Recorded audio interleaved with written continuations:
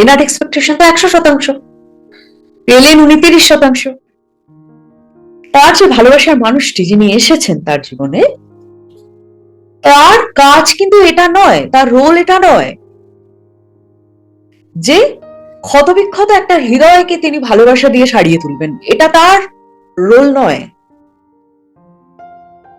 তিনি সেই রোলটা ভালোবাসা থেকে মেনটেন করছেন, সেই রোলে প্লে করছেন, কিন্তু সেই সম্পর্কটার ভেতর থেকে তার তো নিজেরও কিছু চাওয়া থাকতে পারে না, তারও তো কিছু এক্সপেকটেশন থাকতে পারে, সেগুলো কিন্তু ফুলফিল হচ্ছে না।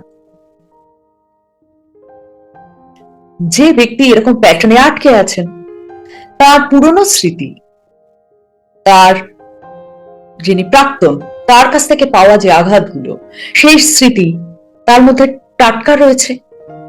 হতে পারে যে তার প্রাক্তন হয়তো তাকে বিশ্বাসঘাতকতা করেছেন, সম্পর্কের প্রতি তিনি সৎ ছিলেন না। এবার সেই অভিজ্ঞতা তার মধ্যে একটা অ্যাংজাইটি তৈরি করেছে।